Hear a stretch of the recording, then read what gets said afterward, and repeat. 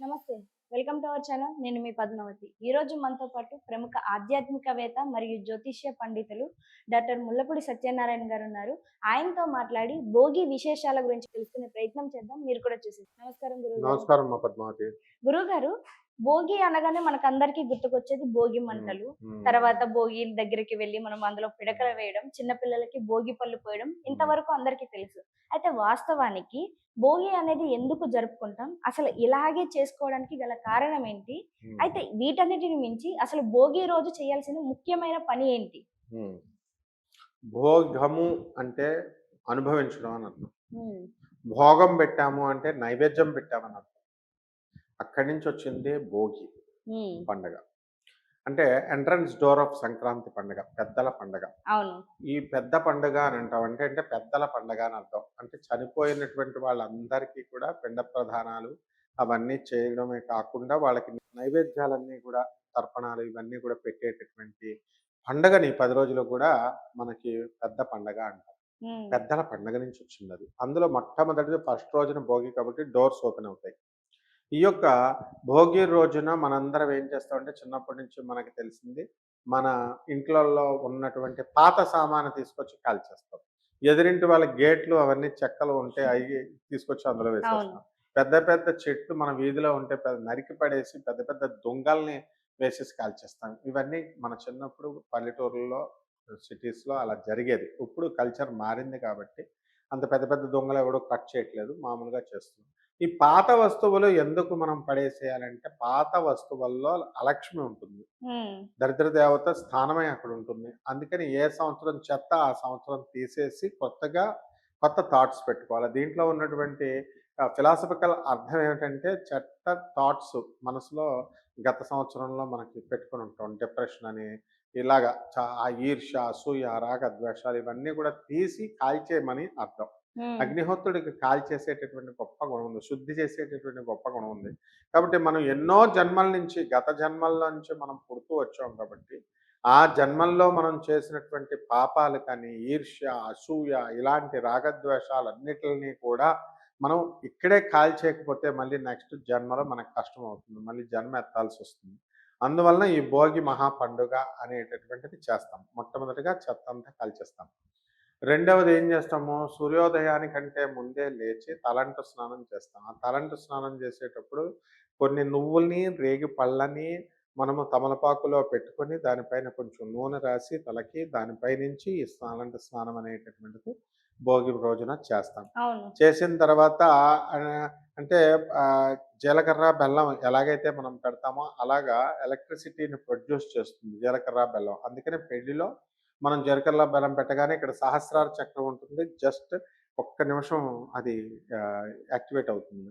కాబట్టి స్పందిస్తుంది. రెస్పాండ్ అవుతుంది. అందుకని దాన్ని మనము భోగి పండగ అంటాం. భోగి పండగ రోజున కూడా మనం ఏం చేస్తాం, ఈ నూనె, ఈ నల్ల నువ్వులు ఇవన్నీ కూడా రేగిపళ్ళు ఇవన్నీ పెట్టేసరికి ఇలాగ అనేసరికి ఖచ్చితంగా మనకి కరెంట్ పాస్ అవుతుందనమాట. ఈ ఉద్దేశంతోనే మనకి భోగి పండుగ అని అన్నారు. ఆ రోజున పొలాలన్నీ కూడా బాగా అలంకారం చేస్తారు కనుమ పండుగ రోజుల్లాగా. కొత్త ధాన్యం ఇంటికొస్తుంది. గాదెల్లో నింపుతారు. హరిదాసులు వీళ్ళంతా గూడా తంబురా పట్టుకొని ఇన్నిళ్ళకి వస్తారు. ఈ 10 రోజులు గూడా వస్తారు వాళ్ళు. వీళ్ళకి కుంచుడుకి తక్కువ కాకుండా బియ్యం మన గాదెల్లో నుంచి తీసి మన ఇంట్లో పెద్దలందరూ గూడా ఇస్తారు. అలాగే మన ఇంటికి చాకలి, తర్వాత మన ఇంటి మంగలి ఎవరైతే ఉన్నారో అటువంటి వాళ్ళకి కూడా కానుకలు ఈ సంక్రాంతి పండుగ రోజున ప్రతి రైతు కూడా ఇవ్వడం అనేటటువంటిది జరుగుతాయి.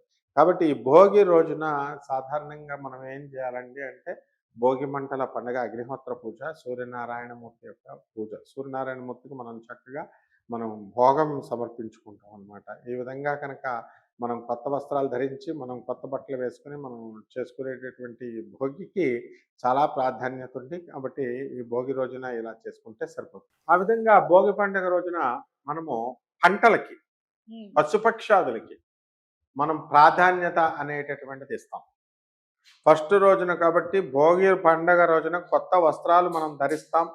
హ్మ్. ధరించిన తర్వాత ఆకాశమంతా గూడా ఎలా ఉంటుంది అంటే చలికాలం కాబట్టి బ్రహ్మాండంగా చల్లని వాయువులు వేస్తా ఉంటాయి. గొబ్బెమ్మలు పెడతాం భోగి హ్మ్. రోజున. అవును. ముగ్గులు వేస్తాము. ఈ 10 రోజులు సంక్రాంతి 10 రోజులు కూడా మనం ముగ్గులు వేస్తూనే ఉంటాం. ఆ తర్వాత ఆవు పేడతో మనము అంతకు ముందే మనము పిడకలు తయారు చేసుకొని పెట్టుకుంటాం. హ్మ్. ప్రతి పల్లెటూరులో గనక చూస్తే గోడలకు కొట్టేసి చాలా ఉంచుతారు. ఈ భోగి పండగ రోజున ఆ పిడకలన్నిటిని కూడా అందులో వేసి కాల్చి, చక్కగా దానిపైన మనం నీళ్లు కాసుకొని తలంటు స్నానాలు చేస్తారు పల్లెటూరుల్లో. హ్మ్. కర్రలు అవన్నీ కూడా వేసేసి. అవును. ఆ రకంగా మనము ఏం చేస్తామనంటే భోగి పండగ రోజున ఈ యొక్క భోగాలు, నైవేద్యాలు ఇవన్నీ కూడా తయారు చేయాలి కదా! హరిదాసులు వీళ్ళంతా అవును. పంటలు మనకి మొత్తము ధాన్యమంతా కూడా కోసేసి రోడ్ల పైన ఆరవేస్తారు ఆ రోజు. హ్మ్. ఇంతకుముందు ఆరవేసేస్తే అక్కడ దానిపై నుంచి ట్రాక్టర్లు, అక్కడ ఉన్నటువంటి కార్లు రోడ్డు పైనుంచి వెళ్ళి, ఆ బియ్యపు గింజలు మనకి కిందకి రాలితే అవన్నీ కూడా మూటల్లో ఎత్తుకొని, ఆ మూటల్ని తీసుకొని వాళ్ళు చక్కగా మనకి ఇళ్ళకి తీసుకొస్తారనమాట. తీసుకొచ్చి హ్మ్. మనం గాదెని దాచుకుంటాం ఇదివరకు స్టోరింగ్ ప్లేస్‌ని. ఆ గాదెల్లో దీని నిండా గూడా నింపుతారు.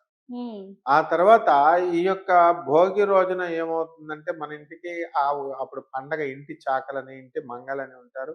అలాగే చక్కగా మనల్ని నమ్ముకున్నటువంటి వాళ్ళు ఎవరైతే ఉన్నారో హరిదాసులు వీళ్ళంతా కూడా అడుక్కునేవాళ్ళు, సోది చెప్పేటటువంటి వాళ్ళు, వాళ్ళు అందరూ వీళ్ళు వాళ్ళే అని లేదు. పేదవాళ్ళంతా కూడా ప్రతి పండగ రోజున కూడా పల్లెటూరులో రావడం జరుగుతుంది రైతుల హ్మ్. దగ్గరికి. వచ్చినప్పుడు వీళ్ళేం చేస్తారంటే రైతు యొక్క గొప్పతనం అసలు ఎవరొచ్చినా సరే వాళ్ళకి లేదు అని చెప్పకుండా, వాళ్ళందరికీ గూడా చక్కగా ఈ యొక్క ధాన్యాలని వాళ్ళకి దానం జేస్తారు. ఒక హ్మ్. కొంచానికి తగ్గకుండా ధాన్యాన్ని పోస్తారు. కొంచెం, హ్మ్. 2 కొంచాలు, 3 కొంచాలు ఇలా.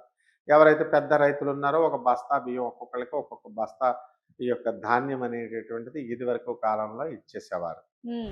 గురువుగారు అయితే మీరు ఏదైతే కొత్త బట్టలు అన్నారో భోగి రోజున, హ్మ్. కొంతమంది అంటూ ఉంటారు, పెద్దలు కూడా చాలా సార్లు చెప్తారు. భోగి పండుగ రోజు కొత్త బట్టలు ధరించకూడదు. రెండోది ఆ రోజు నలుపు వస్త్రాలను అస్సలు ధరించకూడదు అని అంటారు. మరి ఇది వాస్తవం అంటారా? మీరేమో కొత్త బట్టలు హ్మ్. యేసుకుంటారని హ్మ్. అంటున్నారు. మరి పెద్దలేమో వేసుకోవద్దు అంటారు. ఎందుకని? కొత్త బట్టలు వేసుకోవచ్చు. హ్మ్. అంటే శుక్రుడు కొత్త బట్టలకు అధిపతి. అలాగే నల్ల బట్టలు ఎందుకు వేసుకోవద్దంటారా? శని అధిపతి అని భయపడతారు. హ్మ్. కానీ దాంతో ఏం సంబంధం లేదు. ఏ రంగు బట్టలైనా సరే మనం ధరించొచ్చు. కొత్త బట్టలు ఉన్నవాళ్ళు ధరించుకోవచ్చు.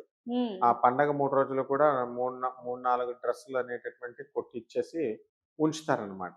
హ్మ్.